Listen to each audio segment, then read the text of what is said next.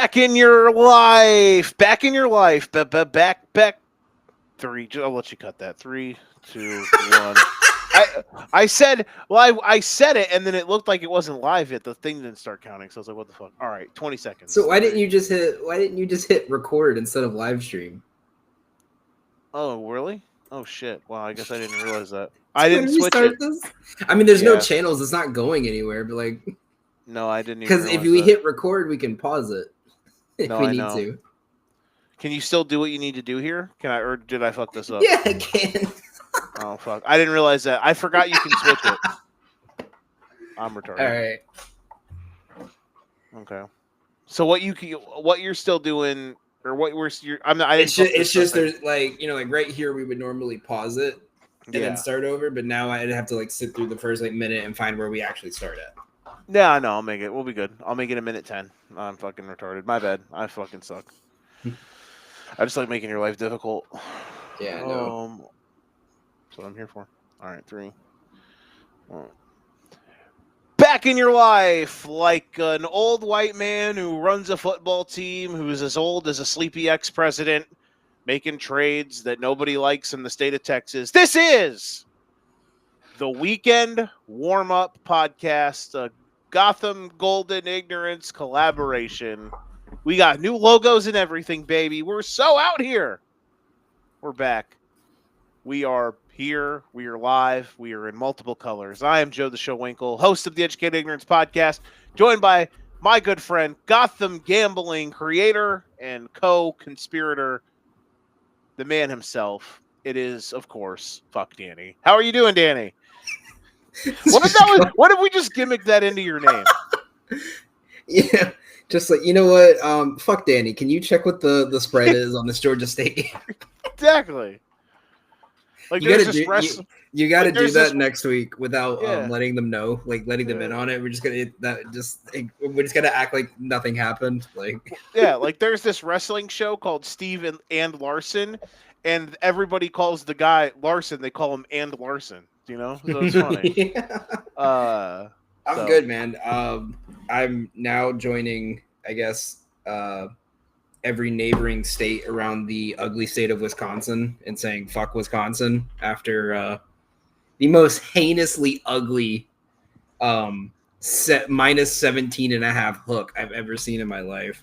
Hey, man. I mean, your QB1 goes down with the they said it was a hamstring injury, but a non-contact hamstring injury that was so bad he took one step and collapsed on the field, which is never good. Their season might be over already, if they can only beat Miami, Ohio 17-0. The last thing that you probably expected was that Wisconsin would shut Miami of Ohio out and you would not cover.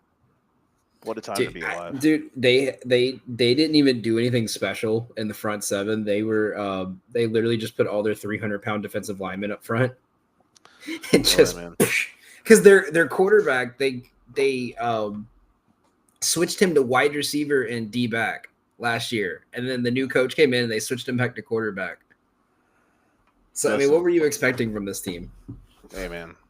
Crazy times out here. All right. Absolutely. Enough about Wisconsin versus teams in the Midwestern conferences. What is the weekend warm-up? So, this is pretty safe to say this is our weekend warm-up. We're going to come on here. We're going to talk the big games of the weekend. Danny's going to try to make me a fan of English Premier League soccer. Maybe we'll talk about golf or something. I don't know.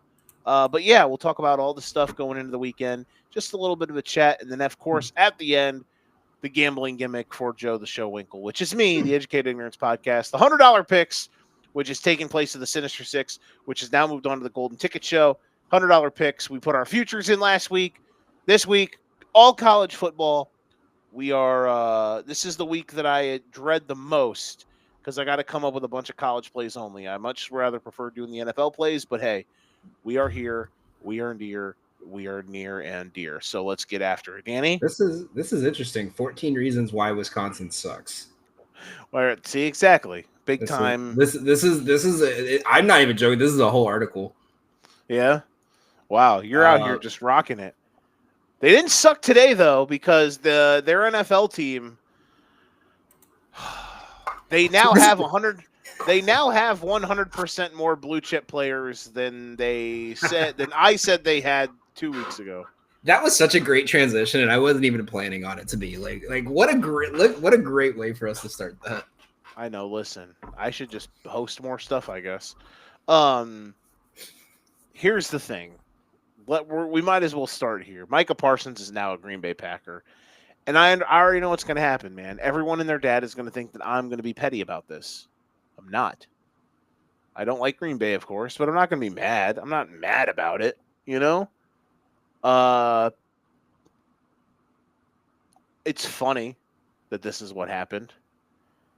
It sets the Packers up. There's a couple ways that this could go. What were your overall thoughts, Daniel, when this trade went down at about 4 p.m. Central today? When Jerry Jones decided to commit. I mean, listen, he's 1,000 years old, so he can't really do it, but he committed suicide today in front of the world and said, I don't care about my sports team anymore. You know, I was actually thinking about it this morning, and my first thought was we saw this last year with the Chiefs, right? With Chris Jones. Sort of where it was like he was on holdout the whole year. He's like, fine, I'm just not going to play. And then right at the last minute, they got something done, right?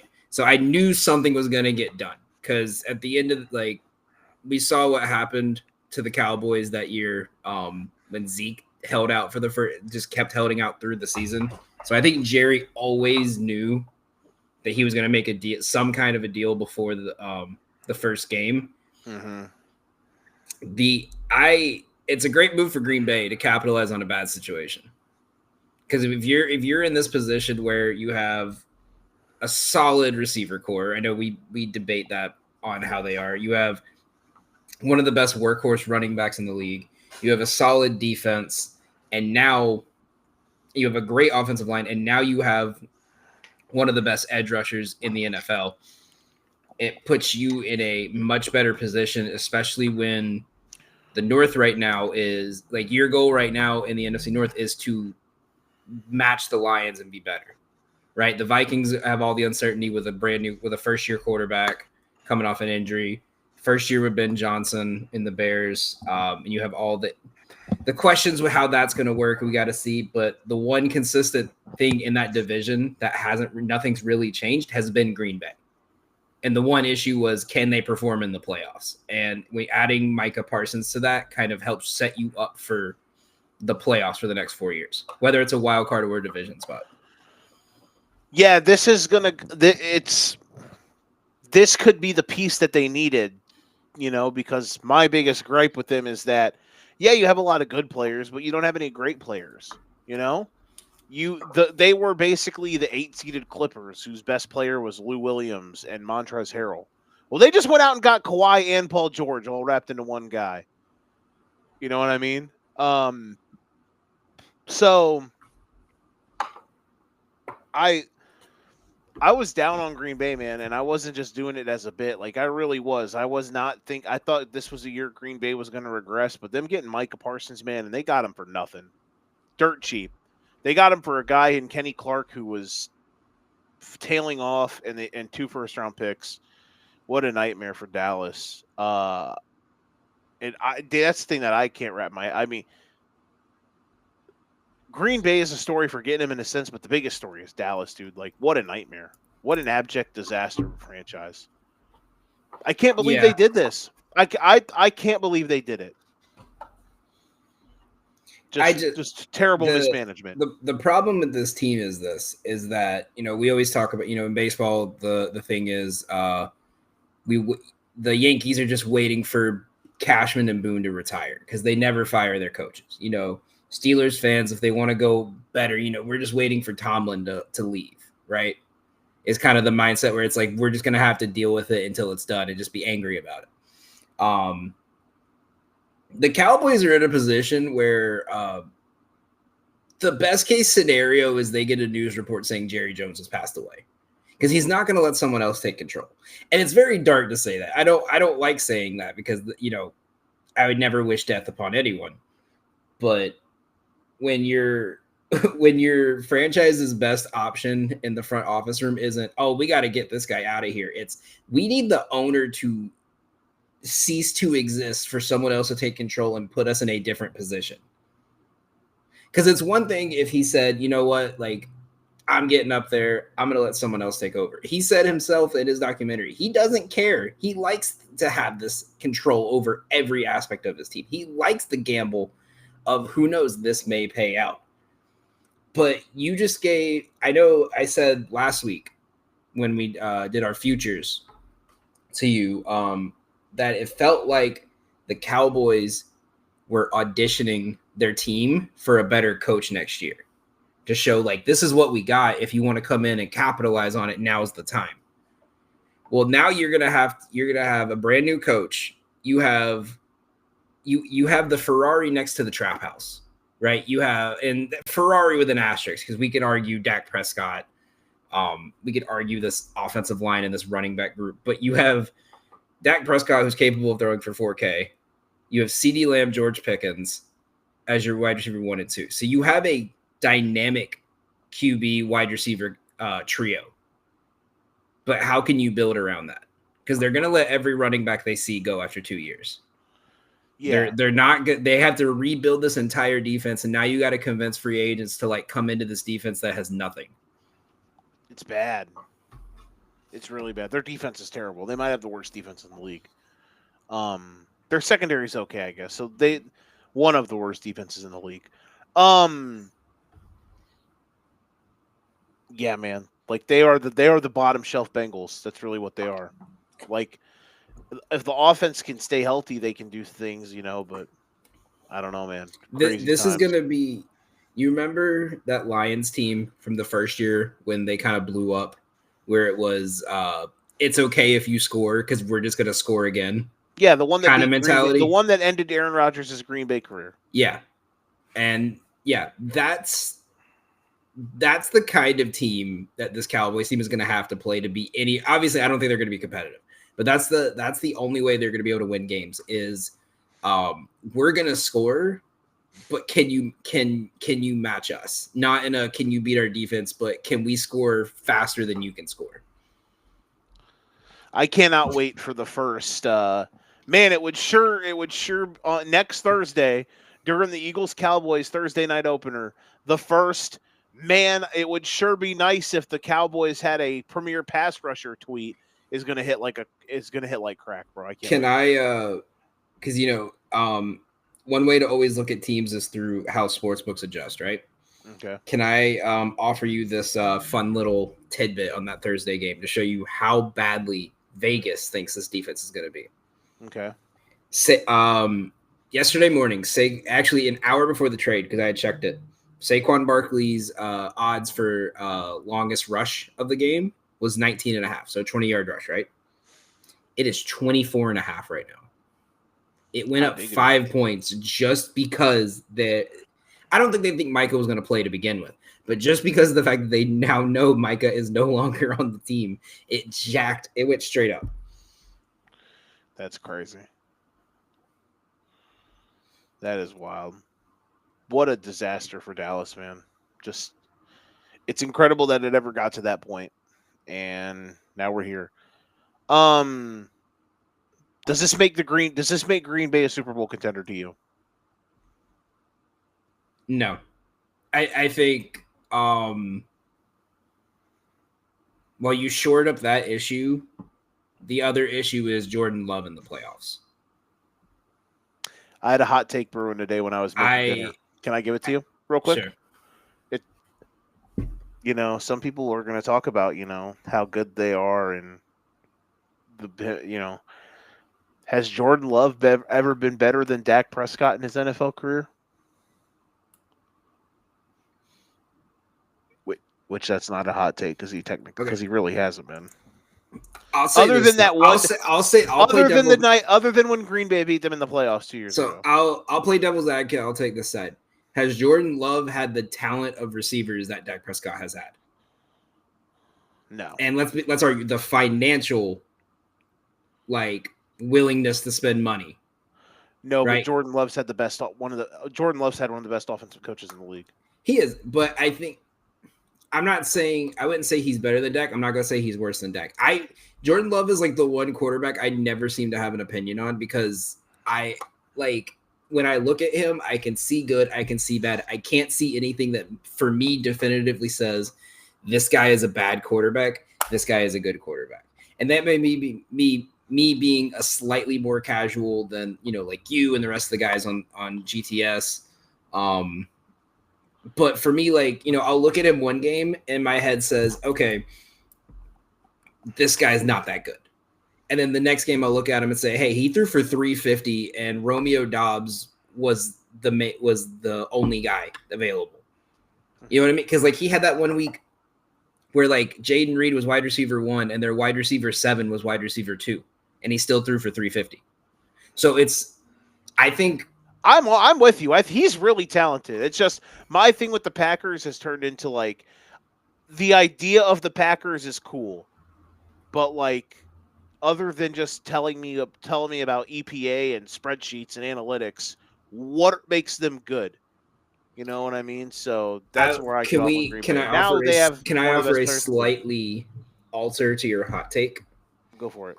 Would we be, or more of a hypothetical, I would say, would we be having this conversation about Jordan Love if they did not have Josh Jacobs in the backfield still?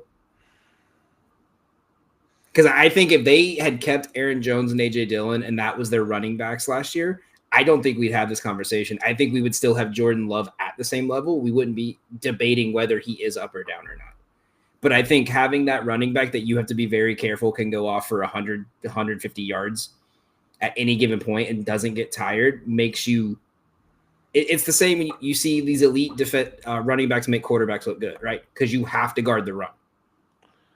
I don't disagree with you, but I thought Love was good as a rookie. Like what he did the second half of that year, I thought what he did or not a rookie, but his first year starting. I thought what he did in the playoff game was great. I have moments with Love where I really like him. I think also it's the mindset of to throw a baseball reference out there. You see this a lot in baseball.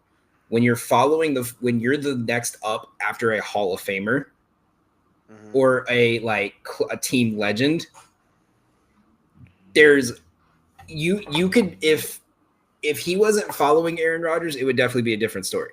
It's the same thing, Don might get mad at me for making this take, but it was the same thing with the Red Sox. After David Ortiz retired, no first baseman at DH is going to be as good. It's the Yankees with the shortstop. No one's going to be as good as Jeter for the next 10 years, and you have that to compare to. So, obviously 39-year-old Aaron Rodgers, I don't think would have done any better than what Jordan Love is doing. He probably wouldn't have. They probably would have missed the playoffs.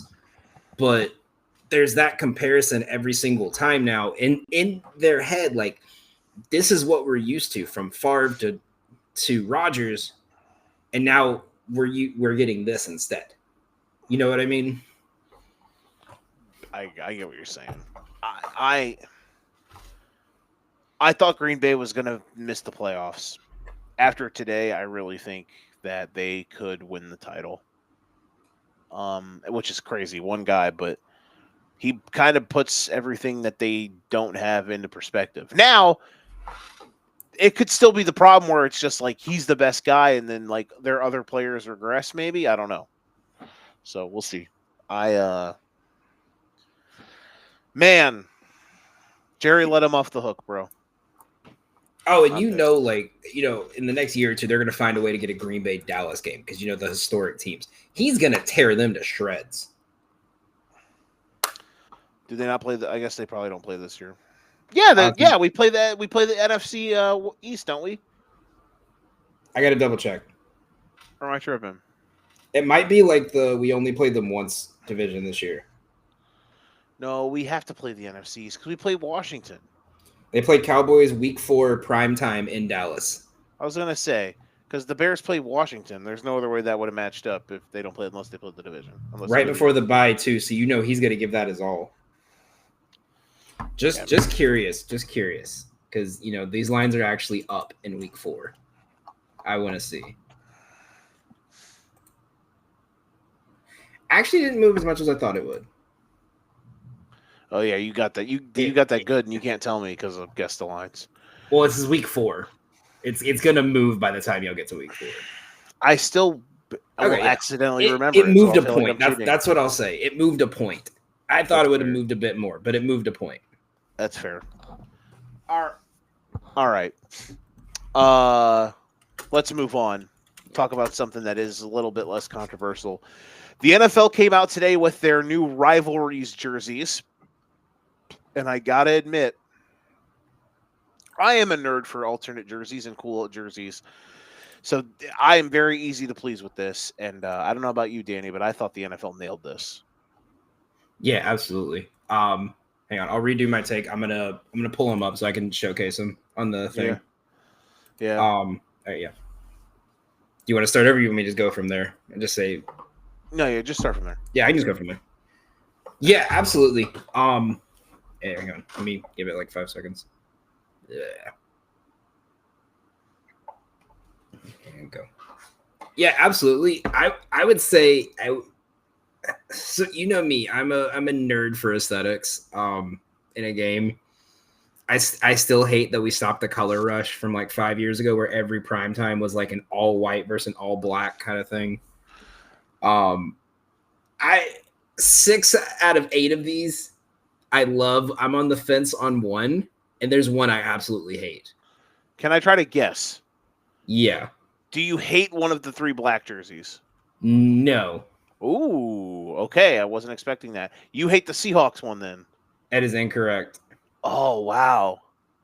Don't tell me you hate the Cardinals one. I hate that Cardinals one. Dude, that one's the best. That's literally the best one. Why? Because it has dots? It's so sick, bro. No. It's so sick. sick. All right. So let's go. I got them up here. We'll go through the jerseys. I love the Arizona one, bro. I wish that their jersey scheme had more to do with the actual Arizona flag, but hey, the fact that it's got this little desert aesthetic, dog, I'm so in. All right, so the first one we got here, Buffalo Bills, October 5th. Here, let me put us on the screen. Does that work better, or would you like? Yeah, no, that works better. Okay. Yeah. All right, 3. Okay, so the first one we got here, we have the Buffalo Bills in their October 5th game against the Patriots. Those are tied for cannot tell me that is especially I wish they played this in December. Could you imagine this on a nice icy 10-degree day in Buffalo? Could you imagine? I hope to God this is a primetime game. I'm double checking that because could you imagine this? Is it in Buffalo? It is in Buffalo. In Buffalo, 8 p.m.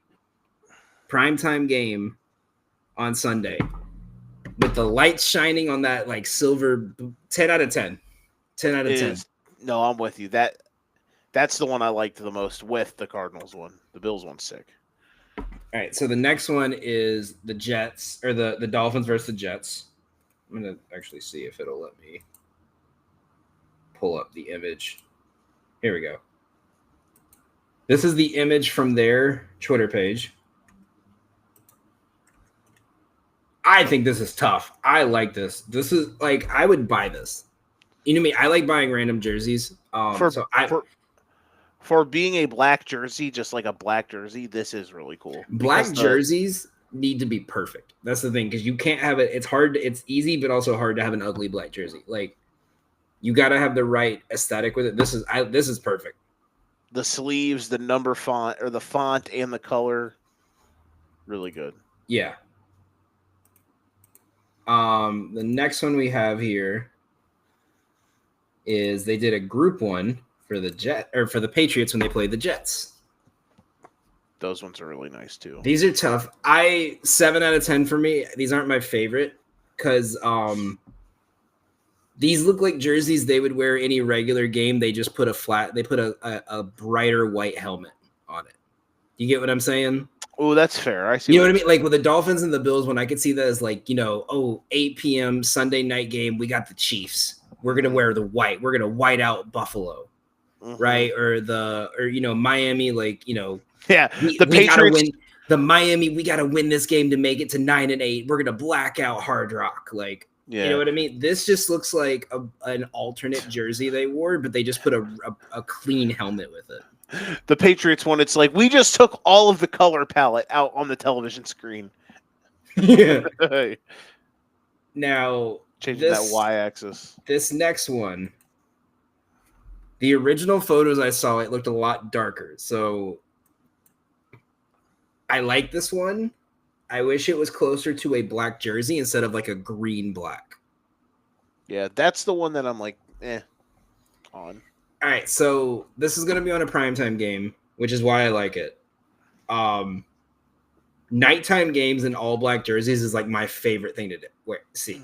Okay. I love it. The bright lights on a dark jersey, when like, especially with the Jets, because it's like because if they play bad, it's like going to a funeral. You know what I mean? I think this is the worst of the 4 black jerseys, personally. We can't really we can't have an unbiased opinion because they're called the Gotham jerseys. That's a fair point. So I can't say they're bad. That's a good point. I got to change my opinion now. Yeah. It's legally binding or whatever. All right, so the next one, yeah, we can't. We got to. All right, I want you to tell me why you like this. The details, bro. The details. What's the detail? Sand. It's literally sand colored, bro. It looks They're like in the someone. desert. It looks like someone dropped a thing of water. They were like, "Oh fuck it, we'll just keep this design then." No, they're so cold, bro. They're so cold. I love them. Where are they wearing this? They're wearing this September 25th versus the Seahawks. Yeah, that they are. I hope that the Seahawks are wearing theirs against them. Won't be able to tell who's who. No, they're not. I wish they were, because that would be so fun, because we could see what a good jersey looks like against the bad jersey. Hey, man, we all have opinions. We all have things we like and things we also, fun fact, everyone in the NFC West is wearing these jerseys against the Seahawks this year. Tough. Even the Seahawks. Yeah. It took...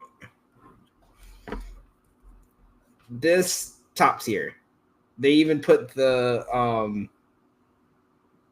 they put a detailed page on how this is connected to how it's connected to the stadium.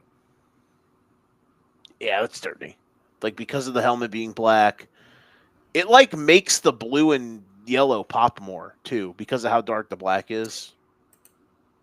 It's good. Right. I saw someone initially say how this was one of the worst ones. I was like, nah, you're crazy. You know what? All I could think about was like, all it takes is like one hard hit, and like they'll pan over to someone, and that helmet's is going to be completely fucked up, like scratched. Yeah, it will be. All right, so I'm curious your thoughts on this one, because this one was one I said I'm on the fence on. Bro, it's so dirty. Okay, here's my thing. I hate that the Niners have the best alternates in the league. Okay, so here's my thing. When I see, like, I get it, it's their team color, right? But when I see like that kind of like usage of gold, my mind thinks championship, right? Yeah. Like, you know, when the NBA was like, oh, the 2 championship teams, they're gonna have the gold collar on their jerseys. You know, like, if they had won the Super Bowl, I would be like, these are the toughest jerseys in the league. No, that's fair. I see what you're saying. You know, like when the MLB if they had like won the NFC World Series. Yeah, like they get like the World gold Series, patch. They had the gold patch. They had the gold plated numbers. I get what you're saying. Like, that's fair. If they had won the NFC, or even if they went like, you know, if they were like a top 2 team, if they were dominant last year, like they were 2-3 years ago, cool. Right. I would have had no problem with this, because it's setting yourself like it's championship or bust. Your goal right now is to get your team out of the hospital. No shit. What's their they had a detailed breakdown. I like the helmet. I will say this. I like the helmet. I think this is the filthiest helmet out of all. I love details, and the font. The number font is so hot. It gets me going. Because I haven't seen that color red on a helmet before. Like a dark bright red. The number font and the helmet just takes the cake for me here. All right, and then the last one here. There should be This is number 8. Okay, you're right. Okay, I initially thought this was mid until I realized the detail on the shoulders, and then I was like, all right, this is good. You know what's funny? I don't like the details on the shoulder. Like I guess it's supposed to be like what? Like it's like clawed up by a hawk kind of thing.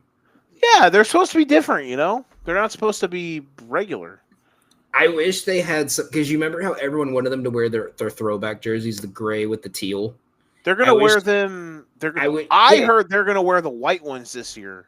I wish they had put some kind of like you know, like right here on the armband instead of the gray, like if they put the neon green or like the neon teal, right? I don't get me wrong, I like these. I think especially like the white with the, I don't even know what color blue you would call that, but like that, the Seahawk blue, like in prime time in the lights, is gonna look great. But also now thinking about that, these are all Sunday night games. Are we going to talk about how the Seahawks have 3 Sunday night games this year?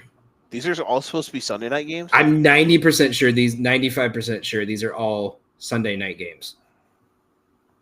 That's crazy. Let's see. Seahawks versus Cardinals is a Sunday night game for when the Cardinals are wearing theirs. Right? The Rams is a 4:00 game. And then all right, I don't like this now because the last week of the season, Niners versus Seahawks, and you're gonna have the Niners wear these jerseys on the last game of the season. No, that's a bit interesting. I get it, like, you know, rivalry, but you could have done week 3 against the Cardinals at home. You could have done week 9 against the Rams. Like, doing it at home versus the Seahawks in week 18 when your season could potentially be over is just kind of like, that's a high hope your team's going to be competitive enough to keep that, to be fighting for the West at that point, you know? Mm-hmm. All right, Joe, give me your top 3. When I see these new jerseys come out, man, I just wish the Bears would do a new. I bet you they'll be next year's, because they're going to. I wish they did a NFC. I think next year is the NFC East and the AFC North. AFC or no, South. It might be the NFC. Next year is the Bears. It's AFC South, NFC North. They're doing opposites. Yeah. So what AFC West, NFC East in 2027, 2028 is the North and the South. Okay, good. I really want to see a jersey with the new bear logo on it and just see what it looks like. Oh, we already know what it's gonna be. It's gonna be Caleb Williams holding his nails out like this on his jersey. Yeah, bro. Yeah, when they to celebrate them winning the division. My top 3. In no order: Cardinals, Bills.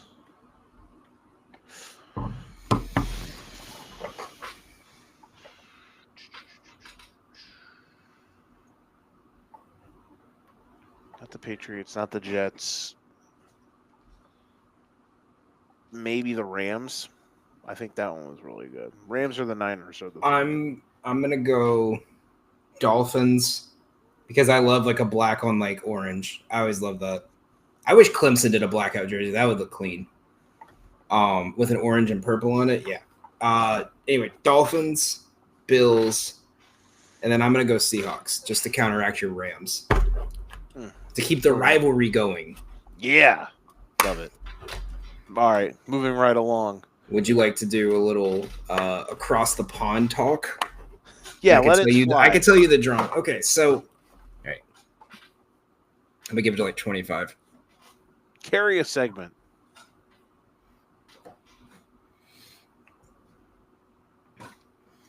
Okay, so before we get into college football, you know, we joked, last week ago on Ticket Show that Joe is you were asking us questions of how like we all got into soccer, right? And like Premier League and stuff like that, right?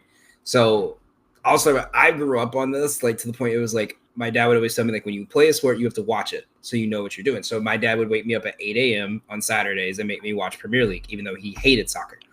So I've grown up watching like Arsenal, like Premier League. And then as I got older, I started watching like French League, which is boring, German League, Spanish League, which is even more boring, Italian soccer, everything, right? Like I have AC Milan jerseys. I have a French team jersey. I have like hundreds of jerseys from, I go to a vintage store to get jerseys from teams I don't even remember playing. So my goal is I'm going to get you so invested in the drama that is European soccer that you're going to eventually pick a team, and you may not watch it because I know you're not getting up at 6 a.m. on a Saturday to watch it, but get invested enough that you could pick a team and we could follow it and see how you're doing. So I thought it would be cool. I'll give you some of the drama, but I thought it would be cool if you picked up if I gave you some Premier League team ideas that I thought you might like. Okay. And you kind of pick one and we could kind of follow them and go through the season kind of thing, right? All right, I'm with it. All right, so my favorite bit of drama, there's 2 bits of drama that I'll give you an NFL or an NBA comparison, right? So the first is Alexander Isak. So Isak is the best player in the Newcastle attacking portion of their team, right? He is insanely good. He's tactical. He's quick. Top 10 goal scorer every single season, right? So Isak said, he plays for Newcastle. He said, my time with Newcastle is up. I don't want to play here anymore. I don't remember if it was like the direction of the team or he just felt like, I've run my course here. I've played here my whole career. He said, I want to be transferred. And the team said, yeah, of course. Anything for you. You're the star player on our team. We want to make you happy in the end, right? And he said, I would like to be transferred to Liverpool. And they said, go fuck yourself. Like, we're not transferring you to our rival and the best team in the division. Now, and so the best equivalent I could give you is Micah. So this is the equivalent of, and he, obviously the player comparison is probably not there. Micah probably is a better NFL player than Isak is to Premier League, but this is the best comparison I could think of right now. So this would be if Micah said, Jerry, I'm done in Dallas. I don't want to be here anymore. I need you to trade me. I said, gotcha. I'll trade you. Where would you like to be traded? I'll even do that for you. And he said, Philly. That's the equivalent, right? And so Philly was like, we'll gladly take him. We don't need him, but we'll take him. And Jerry said, okay, give me 10 first-round picks. And Philly said, no, because we have so like Liverpool has the leverage on Newcastle, right? So they offered him a not a large amount, but a decent amount. I want to say it was like 20 million. I'm actually looking this up. So they said, no, we're not. Right. And they kept going. And then, so they said, we're not giving him for that price. Right. So they played their first game of the season. Isak says, I'm not playing because I'm not risking my value. I think they won. The second week, they had to play Liverpool in Liverpool. Isak says, I'm definitely not playing this week. So they get their ass kicked. I believe it was 4-3 because they made a huge comeback. They offered $110 million for this player. Straight up. Now, this isn't like NBA where it's like, we're going to pay you 10 million. This was $110 million in cash right now for him. And he hasn't even agreed to a coach. In soccer, you offer money to a team before you can talk to the player. You're offering them the money in case they sign with you. So they offered $110 million just to talk to this guy. And they said, we're not even going to take that. So it got up to 130. So they've been going back and forth. Today was the transfer deadline. Now in soccer, the transfer deadline for international or European soccer is in windows. So imagine the trade deadline in the NFL is from training camp or the end of the last season to week 2. Okay. And then there's not another one until week 16. Okay. So they didn't make a deal in time. So he can't go to Liverpool. He can't play for Liverpool. But between now and the December transfer market opening up, they can agree to a deal, but he can't play for them. Okay. So they could agree to a deal, but then Isak has to sit and not play for 3 months. Okay. Like you can't join your team if you can't even go on the team facilities until. Wow. So basically, they could agree to a deal now, and then he's stuck playing at Newcastle for 4 months, not doing anything. Oh, is he? But does he have to play for the other team still? Technically, he technically can say no because most of them tend to do. It depends. Like if it's like that messy of a breakup, they'll just be like, all right, cool. I'm just not going to be near the facility, and they'll fine him like $100 a day kind of thing. Wow. But yeah, so they're still working on a deal, but now if they get a deal done, he can't play for them until December. Right? That's yeah. So the other one it's a little bit shorter. It's Kobe Mainoo. Plays for Man United, hasn't been playing a lot. Young guy. It's the young guy that everyone says has a lot of talent. Think Cam Whitmore or Cam Reddish. Got a lot of talent, but no one's playing him, right? Okay. So he wants to be transferred. He wants to go to a different team. He said, I don't care where it is. I just want to go play. You could send me to the worst team in the worst leagues. I just want to play. They're not sending him anywhere. So teams are offering like millions and millions and millions and millions of dollars, right? They just keep rejecting it because they're like, we don't want him to leave, but they don't want to play him. So the transfer deadline comes and they said, we're not going to send you anywhere on a loan. We're not going to sell you anywhere. You're just going to sit in our bench. So that's what's going on with Man United right now. They have this guy who some people say is great, some people say is bad. That's just sitting there. Right? Okay. All right. So now, our first look, I'm gonna go over like 2 or 3 teams that I think you would be a fan of.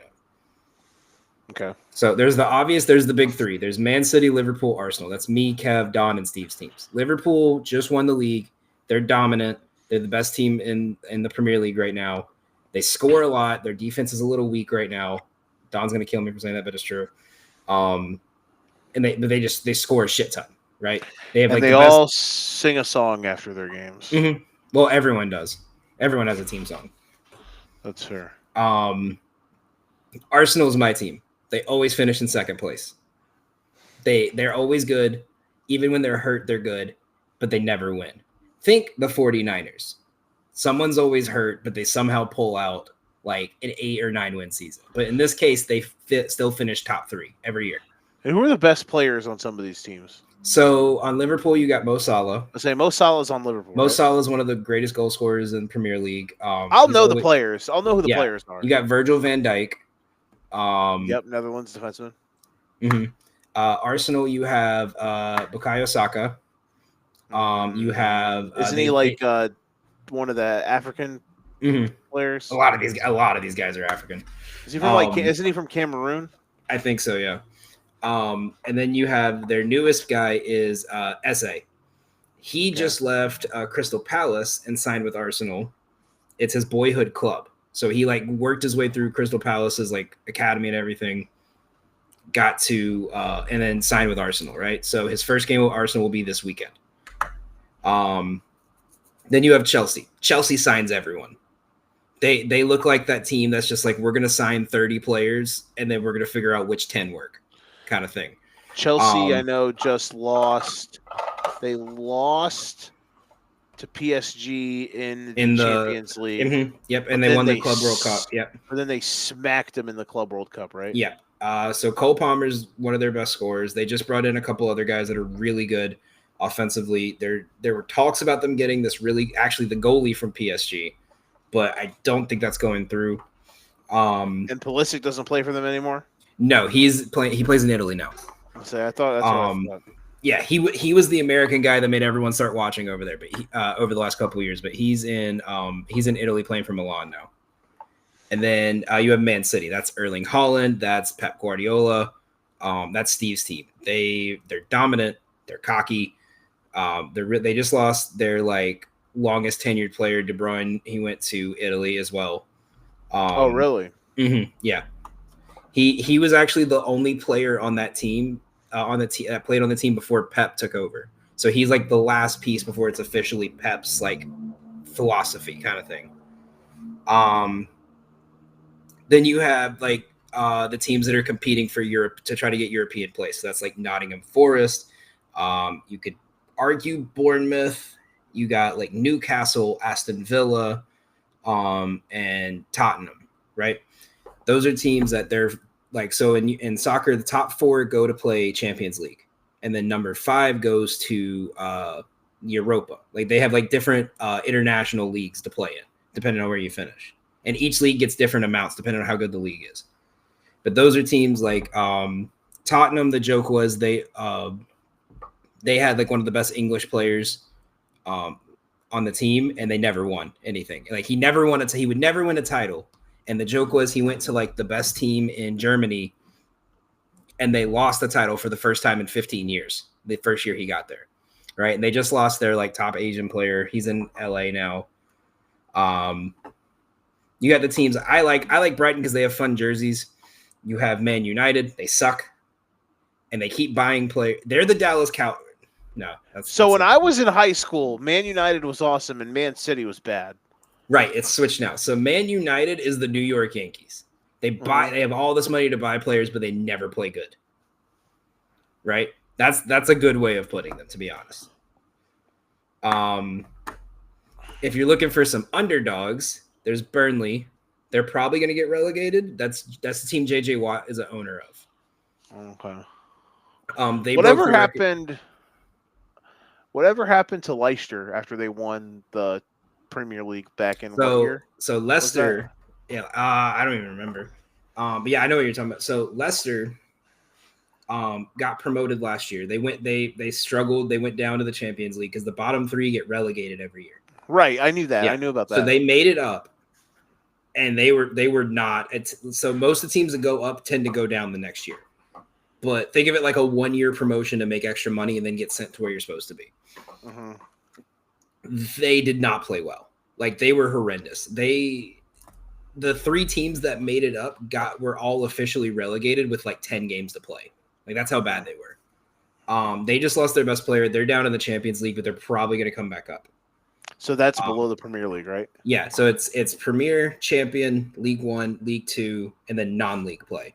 So if you get bad enough for non-league play, like these guys are working part-time jobs. Yeah. It's crazy that they literally that is like legitimately one of the most crazy sports things ever, right? That's how Wrexham is. That's how Wrexham was a non-league team, and they are all the way in championship now. Mm-hmm. But like it's money. But they didn't win. They weren't competing to win the Premier League. Leicester won it. Mm-hmm. And about 3 years later, they got relegated. Which them winning it wasn't them winning it. It's all about money, man. It's dependent on how much the owners want to spend. If the owners say like, "Hey, I don't feel like I'm making a profit," teams go down. If Sunderland is a great example of that. Sunderland made it up for the first time in like 7 years, right? Mm-hmm. They had an owner when they got sent down to League 1, and their owner, the team was, and the managers and the operations guys were like, "Hey, we just need to spend money and we'll be right back where we're at." And the manager said, the owner said, "I'm not sending you guys any more money until you can actually put a winning team together." And then it's we can't put a winning team together with no money, but we can't spend money until we put a winning. So they kind of did that. So they got a new owner. It's a hometown kid who he grew up there, became a millionaire, bought the team. And he said, "I will do whatever we can to get this team to the Premier League." So they, after 6-7 years, they finally made it back up. Their first game, they did a huge documentary on it. It was really great. Like they showed like fans who've been loyal to the team since the 40s that like passed away before they could see this. Mm-hmm. Smoked a team 3-0 in their first game. Crowds going crazy. People are crying. The players are like acting like they won the World Cup. Like that's how much it means to them. What team do you think? I don't even know. I can't even think of a team that I used to kind of like. I liked Man City in high school, but I didn't really pay that much attention. So I would say this. I would say, all right, so I'll give you a top dog, a middle team, and like an underdog. Okay. So a top dog, I would think you would, given how much you like Ben Johnson of the Bears, I would say Man City. Because Pep is very tactical. He's very smart. I could go to hours into how he learned what he did as a manager because it's honestly. Have you seen Ted Lasso? Mm-hmm. When they talked about total football and everything, right? He learned it from the guy that created it, and he brought it to like the best teams in Europe. So like he's a tactical genius. And they had one of the greatest goal scoring machines ever. It's just the problem is they're a bunch of pricks. Is the polite way to put it. A middle team. I'll say like middle to bottom. I would say. I think you might like Villa, Aston Villa. I think you might like Nottingham Forest. Nottingham Forest 2 years ago missed out on being relegated by 1 point. The next year they were number 5 in the world in the league. So and they're kind of now up there as that like number 5, number 6. Jobber to the stars, kind of sort of. Yeah, like the Lions' first year of Dan Campbell to second year. But not as exciting because they're very slow plays. The underdog. This is the underdog I'm rooting for this year is Sunderland, because there's a whole documentary on it.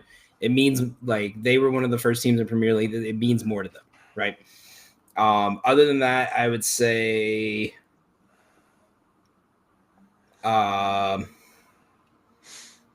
That's the thing. Most of these teams they're losing all their players. They're about to rebuild. I would say Man City would probably be your team. Would be a good team for you.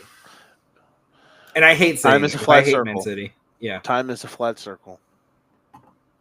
All right, let's rip. Me and Steve always find a way to end up on the same side. I'll tell him that. Or you can put in the group chat you're officially a Man City fan this year. No. I think that would be fun. I think each year, like that we do this, the Premier League, like just take like a little, like a quick peek at like what each team's like preview is gonna be, and just kind of pick a team, and be like, you know what, I'm rocking with this team this year. Let's rip, bro. Yeah, I think that'd be fun, like especially with like, you know, you're not as like following as us, so you don't have like a cult following like us. Like just pick a team to root for, kind of thing. I love it. All right, do you want to get in $100 picks, or do we want to talk? Do we want to do a snippet on the college games first? I think the big ones. Let's do like the big 3 or 4. Okay. Like let's do the big 3 and like one game that's not one of those that we think might be like worth watching. I definitely went like more than like 15 minutes on that, but like I can also cut that out and that could just be like our thing. No, you're good. I'm cool with keeping the whole thing as a long one. All right, Texas and Ohio State. Yeah, give it like 5 seconds and we'll start. Because that way I can cut that snippet out. Yeah. Okay. 2, 1. All right, moving on. College football. Texas, Ohio State's the biggest game of the day, Saturday, biggest game of the year, maybe. I mean, it's crazy how often you get 2 of the top teams in the country to play in week 1. Literally, like game 1 of the Saturday. There's so many different angles in this game, Danny. There's a billion ways that you could tell me this game would go, and I would probably believe you. What's the biggest angle that you're looking at that you're trying to kind of figure out? And like, if you're watching this game, that will tell you, okay, this is where this game is leading.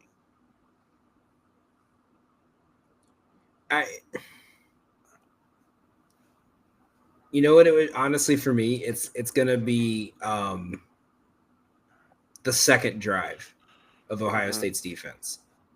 Okay. Because so in my head, you know, obviously the big one that everyone talked about last year was Ohio State, Penn State, right? That was when everyone's like, oh, this is gonna be the game of the year type thing, right? And then like after the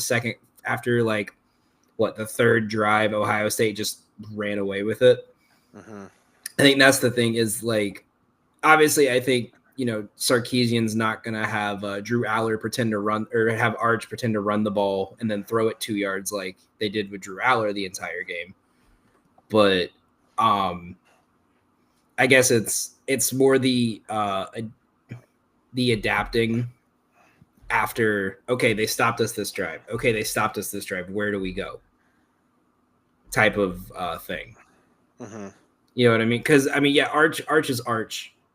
Everyone knows what he's about, how he's going to be. But in reality, your first game as the official full-time starter and the guy leading the team for the next potential 2 years is Ohio State at the shoe is a lot, especially week 1. when fans have been waiting for this since January. Yeah, it's tough. Ring ceremony, all that. Mm-hmm. No, I'm with you. It's not the easiest place in the world to be. I'm I see what you're saying there. I'm going to be intrigued at how the line of scrimmages are playing. I think this game is going to be very low scoring. Which quarterback is more comfortable, and that has to go with the line of scrimmage. Which coaching staff, which offense is able to kind of be in more of a flow, in more of a rhythm. I think this game could be nip and tuck. It should be fun though. So I have a question for you in this game. Yeah. So obviously, when we see like top 5 teams play each other and someone loses, someone always drops, right? Even if it's like they win on a walk-off field goal, someone always drops. How far do you if this game goes, how everyone's projecting, where it's like, 24-27, a walk-off field goal or a Hail Mary at the end of the game after someone has a game-winning drive, how far do you expect either of these teams to drop if this game's not a blowout? Like, do you think both teams stay top 5 after week 1? Yeah, they will. Or is there a possibility we could see? I mean, obviously these two teams have a lot of, media bias towards them, but like, is there any scenario where these teams could drop, where one of these teams could drop to like an 8, 9, or 10? Texas blasting Ohio State. That'd be the only one. Yeah. Because Texas isn't going to go from number 1 to like number 9. But Ohio State could go from like number 3 to number 7 or 8. Right, yeah. If they lost like 35 to 17. I think that's going to be the conversation everyone's going to have all week is like, Texas loses and then they're still top 5. It's how could you lost on the road as a number 1 team, and then they'll get a top 5 spot in the playoffs because they'll play good the rest of the season. Everyone will be like, well, you lost to Ohio State week 1. You shouldn't have a top 5 spot. Exactly. All right, moving on to I'm trying to think. LSU Clemson. That's what I was thinking of. We said this on the Golden Ticket Show. This is the game where I really think, we're going to learn early. This is an amazing live betting opportunity. I think if LSU can block Clemson, because, the big story, they've got 4 new offensive linemen. Clemson's defense is loaded. They have NFL guys everywhere. If Clemson can block, if LSU can block Clemson, the skill players for LSU, I think, are a major advantage. But if they're not able to protect up front, Peter Woods, the big defensive lineman from Clemson, he's one of their best players, one of the best players in the country. If Clemson is able to wreak havoc, it could be a long day for the LSU offense. But if not, this game gets very interesting. Clemson also has struggled when they have had to step up and play top-tier competition, or at least top-tier athletes on the other side of the ball for the last couple of years. They have not boded well. So I'm very intrigued to see how they look athletically. Because when they had to go up against Georgia a couple times, or last year when they had to play South Carolina or Texas, they just didn't have the quality of guy, player for player, to match up. So will that be an issue against LSU? I'm not sure. We'll see. Fascinating game, though. With it being on campus, I love that. Very fascinating opportunity. And a huge moment, honestly, for both of these programs. Clemson wins this game, it's an opportunity for them to say, hey, we're back. If LSU wins this game, it shut a lot of people up because a lot of people are doubting them. There's a certain amount of people that are very high on LSU this year, and there's a lot of people that are saying that they're overrated and that they're not as good as people think they are. So both teams with something to prove. Should be fun. Yeah. I think as an LSU fan, it worries me. I've not liked Kelly in the entirety he's been there. I've never been a fan of his, even when Jaden Daniels was there, and we looked like an amazing team. Every game gave me the anxiety of, if Jaden Daniels doesn't put up 50 points, we're losing by 30. Because you remember that Missouri, and it was like 66 to 57. There were some pretty weird ones. Like I think he benefited a lot at Notre Dame from having that independent schedule that he could make any schedule he wanted. They played some tough games. I don't know. I'm not saying they didn't. I'm saying Kelly than most people. I guess I don't know. Maybe it's me being a Coach O fan also. because I didn't want him to leave, but I get why, they had to move on. Go Tigers. Go Tigers. I think this season, if Brian Kelly does not lead this team to a college football playoff semifinal, I think they need to move on. Because I think then for the next 3 or 4 years or however long he's going to be there, we're just going to hear, can he get them that slight edge over the hump? You know what I mean? Where it's, you might get a new coach, rebuild 1 to 2 years, but you're still LSU. Every 5-star in the state of Louisiana, as soon as you give them that offer, is going to want to go there. Mm-hmm. But that being said, I think this game ends on a field goal. I don't know who makes it, but I think this game has 2 directions. It either ends on a field goal or Clemson puts up 40 on us and we look like a fraud. I can't wait. It's going to answer a lot of questions, that's for sure. And I'm all for that. I'm all for questions being answered. Moving to Sunday, maybe the most polarizing game of the weekend. Notre Dame versus Miami. We run back Catholics versus convicts. Carson Beck, he is not here to cheat on your girlfriend or to holler at Instagram models. He's here to hopefully play quarterback if you're a Miami Hurricanes fan. And CJ Carr is the new quarterback from Notre Dame. Notre Dame has very good players in positions people don't want to talk about. They have they are deep up front on the offensive line. They have good defensive linemen. Their DBs are really nice. They have the best, I think. I know. They have the best running back in college football in Jeremiah Love. Question mark at quarterback. Their wide receivers were young last year. They got some guys now. Miami's defense last year sucked, so people are thinking it can only get better from here. But they lose a lot of firepower on offense. But Carson Beck, who was ostracized out of Georgia did not want to bring him back. They said, you can leave. What an interesting game. Like I said, I love when games happen where questions will be answered. And Sunday, that's another one of them, man, where we're going to learn so much about both of these teams. And I'm excited. Can we talk about how Carson Beck probably ruined his draft stock by unregistering for the draft this year? Because let's be real, outside of Shador and Cam, this was a very weak draft class. Yeah, but now you're going to be in the 5th or 6th round. Now you're going to but now you're going to be in a draft class. It's going to have Arch. It's going to have Klubnik. He's making more in NIL than he would have in the draft. Right, but I'm saying if he wants to play in the pros like he clearly wants to, what looks better on your pedigree? I just came from Georgia, or I'm replacing Cam Ward, and now you have that on your. For me, it's you have that on your shoulders of now you're replacing the number 1 pick. Well, if he balls though, he'll be a first round. But I don't think he does. That's why. We'll see. I don't know. I think there is a very real opportunity Notre Dame wins this by 10. You will see here soon that there's a side I like, and it is not the home team. Don't love it, but I like it. I think I didn't bet on it because I tried to stay as little as possible because I don't follow the transfers and all the the scouting reports on college like you guys do because I'm too focused on baseball nerd stats. Tell me what Carson Beck's B WAR is and then we'll talk. I'm kidding. But that's his OPS plus, bro. Yeah, it's not a 185. I don't want it. Don's gonna watch this and yell at me. I think there is a very real opportunity, or a very real possibility that the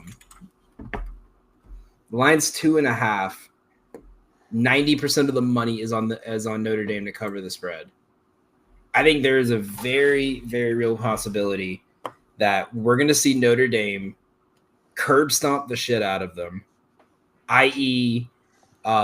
Georgia versus Clemson last year. Because there's always one game, right, where it's the 2 heavyweights hit and one gets absolutely tore up, right? What was that Georgia game 3 years ago, week 1, where they gave up a field goal in the opening drive, and then they scored 58 straight? Or was that Clemson? I don't remember. One of their neutral game sites, but it was in Atlanta. Was it against Oregon? Yeah, that's what it was. And everyone thought it was like it was what Bo Nix's first game at Oregon, and everyone's like, "Oh, Bo Nix has got their number," and then they won like 58-3. Yeah, it was bad. I think it's a very real possibility we're going to get this. We're going to get Carson Beck.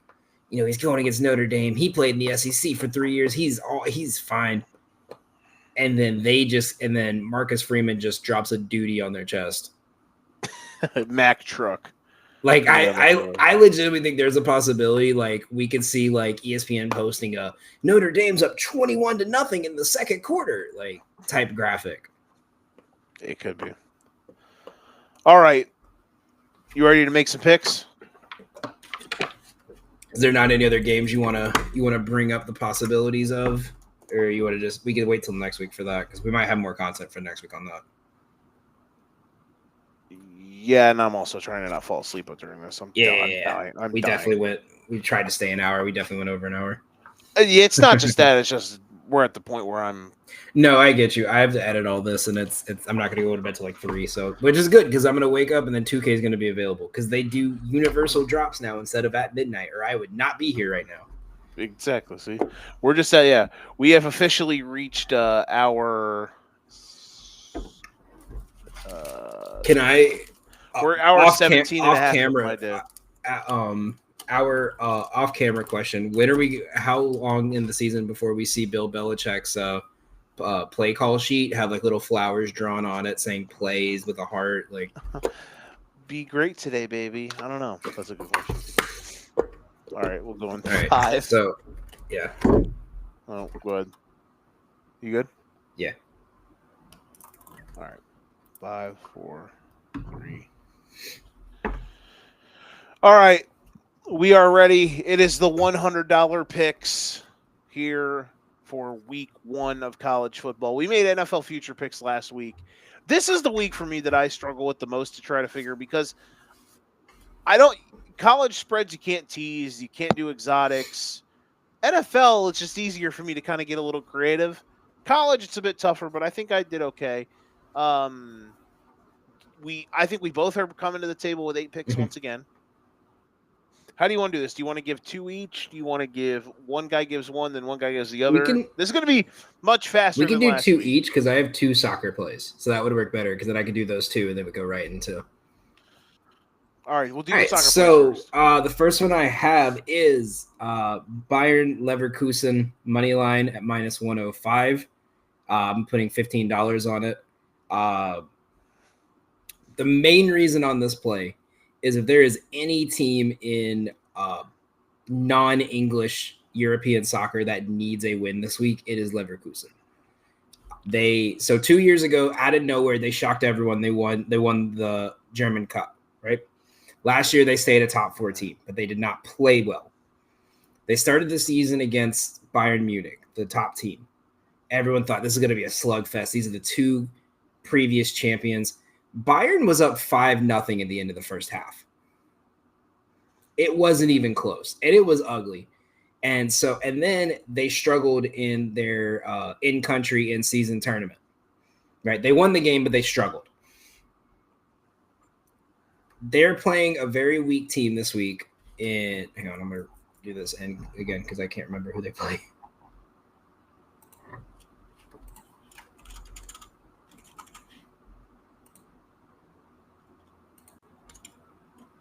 Yeah, there we go. That's what I thought. They play a weaker team in Werder Bremen, who did not look good last week. They fell apart as soon as they gave up a goal. They were up 1-0. They lost 4-1. So I think this is a must win. This is the must win spot here. You just got beat. You've gotten beat both your games so far. You drew with a team you should have easily beat, and then you lost your last game. This is the must win spot. I probably got my teams mixed up, but this is a must win spot for Leverkusen. I'm gonna trust they're gonna come out of this with at least 3 points. So I'm gonna put $15 on their money line at -105.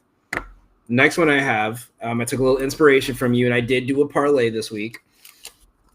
Hey, we have Chelsea's team total over 1.5 PSG's team total over 1.5.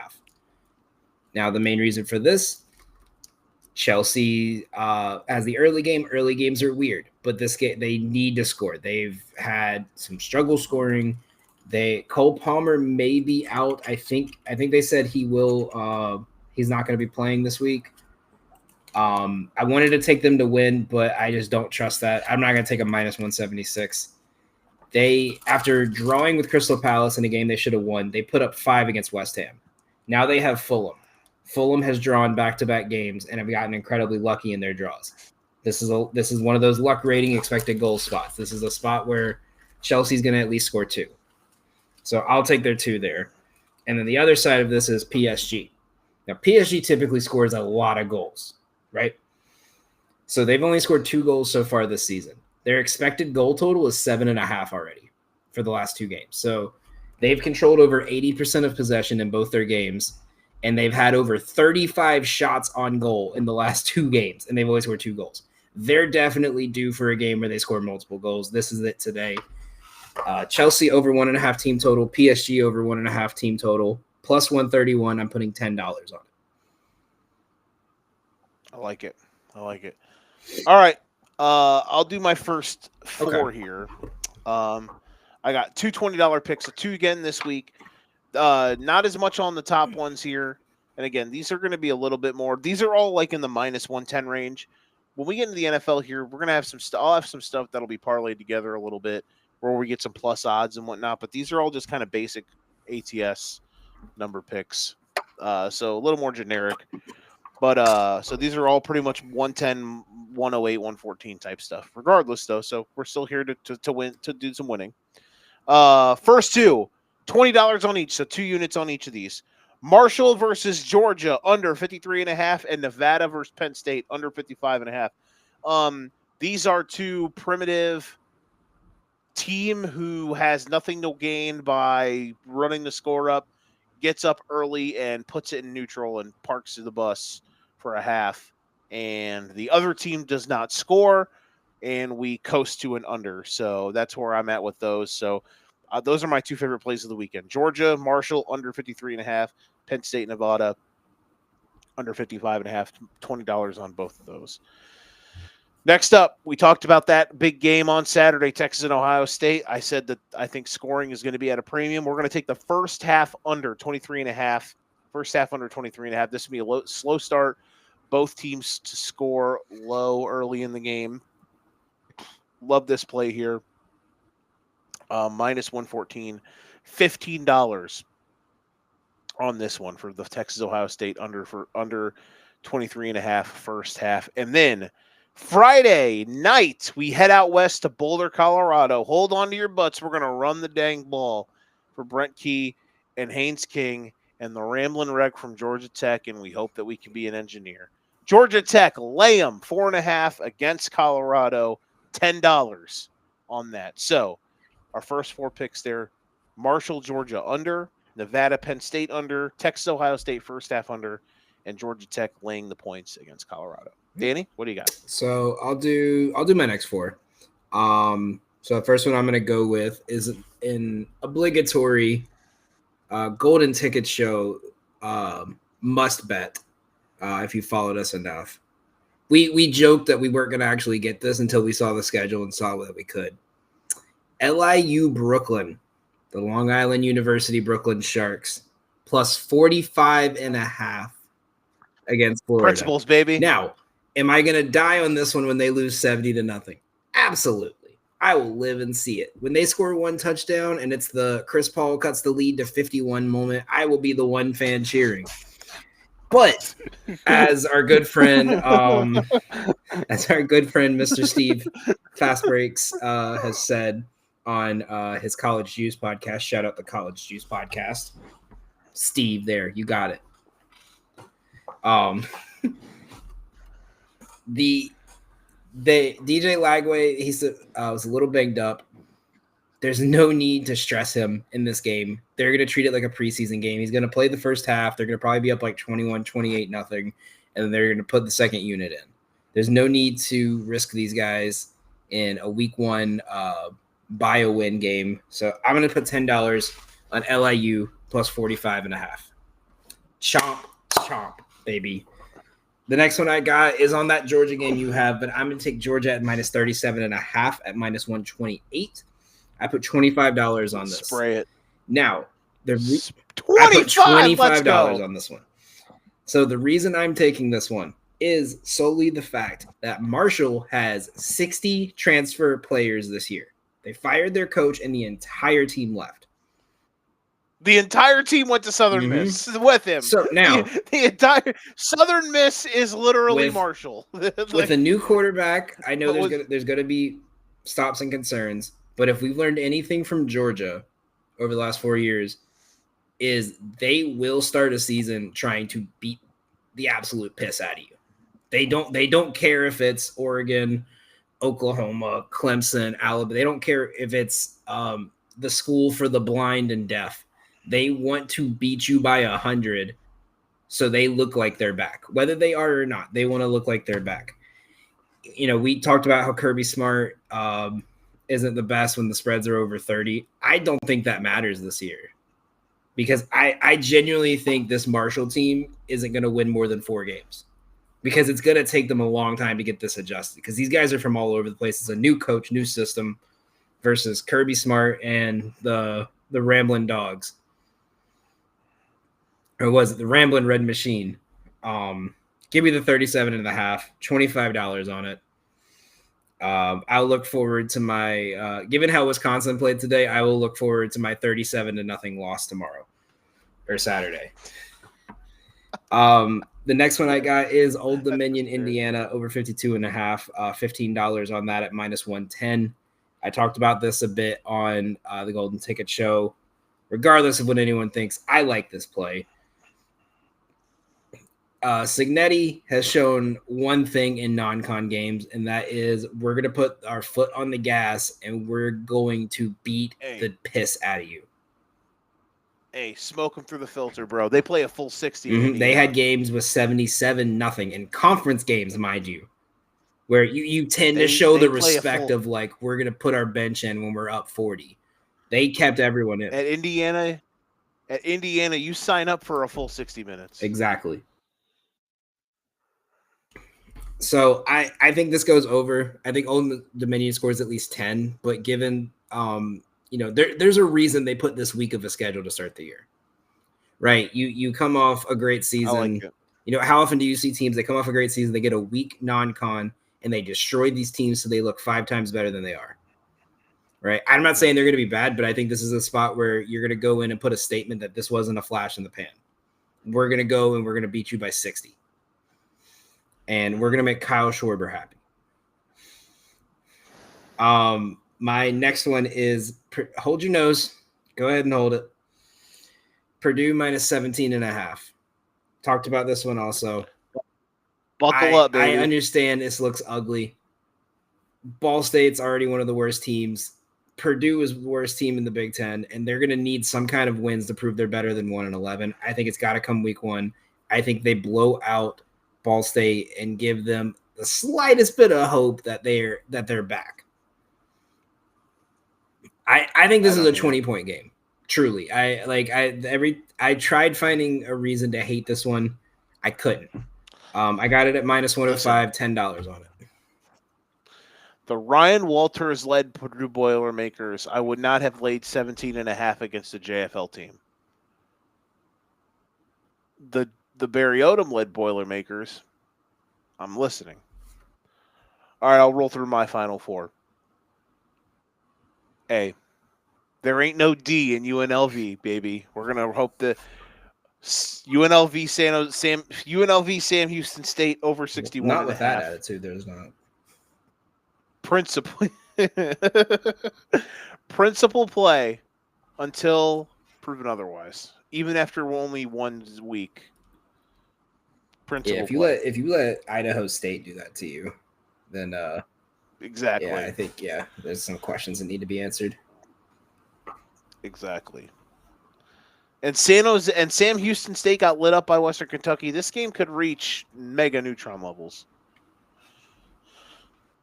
$10 on that one. Next up, Friday night, Auburn Baylor. I don't know if this is my fading America pick, technically, but a lot of people are on Auburn. Pundits are, at least. I'm on Baylor plus 2.5, $10. I'm feeling it. Let's go. Sawyer Robinson.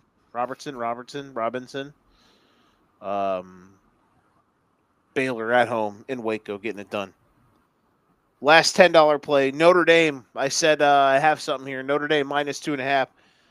They just got better players, man, and I think that they're going to be able to ride the game script. It could get rocky early, but I think eventually they're going to wear Miami down. Jeremiah Love's going to have a big day. The defense will make some stops, and I think Notre Dame's going to win. We're going to lay the 2.5, $10 on them against Miami in Hard Rock Stadium. And lastly, hey, prepare with me. Hey, hands in the vehicle.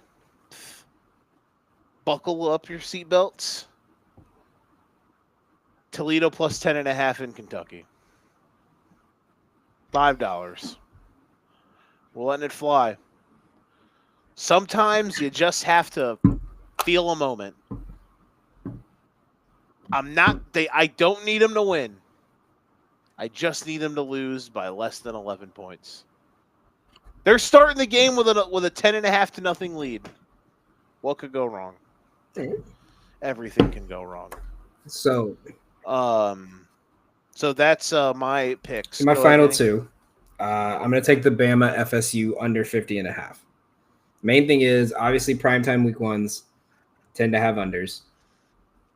Mm-hmm. You have Bama with a new quarterback and a better defense. Mm-hmm.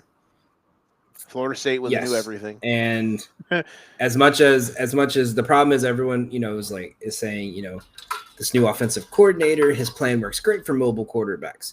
Well, the problem is there's not much you could do when the mobile quarterback doesn't know how to throw while being a mobile quarterback. They're going to run. It's going to be a lot. It's going to be an RPO. It's going to be an RPO or a read option offense. Side note: can we just imagine how everyone last year was like Tommy Castellanos is the next great thing, and now like everyone's just like, maybe he should learn how to be a quarterback. It's because of what happened. Yeah, no, it's because how he left Boston College. So I'm taking the under. To quote Colin Wilson on Action Network, the only way this goes over is if Bama puts up 40. I think we could agree with that. Possibly, I think this is a very much like a 28-14 situation here. And then the next one here. So I do like your Toledo play. But I'm just going to ask you next time to put some hair on your chest. Toledo money line plus 300. Oh, let's go. $5 on that. $10 on the Bama FSU. That completes my $100 picks. All right. I'm here. Recap. Marshall, Georgia, under for me. Nevada, Penn State, under. Texas, Ohio State, first half, under. Georgia Tech, laying the points. Sam Houston, UNLV, over. Baylor, plus 2.5 at home against Auburn. Notre Dame, laying it at Miami. And Toledo, plus the points at Kentucky. For you, rapid fire. Go through. So we got Chelsea, over 1.5 team total. PSG, over 1.5 team total, plus 131. Bayern Leverkusen money line minus 105. LIU Brooklyn plus 45.5 against Florida. Georgia minus 37.5 against Marshall. Old Dominion Indiana over 52.5. Purdue minus 17.5. Bama FSU under 50.5. And Toledo money line plus 300. And that is the $100 picks. I don't have the bankroll to do $1 million, so let's wait on that one. I know. 5. And that is the $100 picks for college football week 1. Keep the edit with you laughing; it'll be funny. People wonder where I came from. $100 picks week 1 for college football. A little more basic for college football only, but hey, next week when I've got like the Giants and the frickin' Jags and an underdog parlay, and we're cooking it to get some plus action, we'll be sweating. We'll be rubbing mayonnaise on our nose. It'll be fun.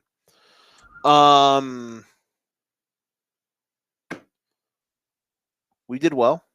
You did great. I'm tired. Weekend warm up, official episode 1. Hopefully I didn't screw this up and we can actually post this. If not, well, third time's the charm next week. Regardless, Daniel, I dropped something.